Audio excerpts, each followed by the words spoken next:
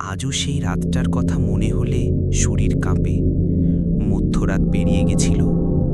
আমি তখন একা গ্রামের পুরনো ভাঙা বাড়িতে।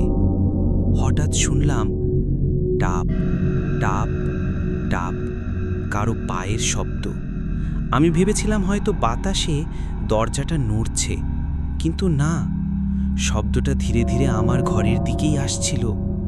আমি দরজার ফাঁক দিয়ে তাকালাম, কেউ নেই, কিন্তু পায়ের ছাপ কাদামাটির মেঝেতে স্পষ্ট হয়ে উঠছে। একটা, দুটা, তিনটা। তারপর সেই ছাপগুলো দরজার সামনে এসে থেমে গেল। কেউ দরজায় ধাক্কা দিল, ধাপ ধাপ ধাপ করে।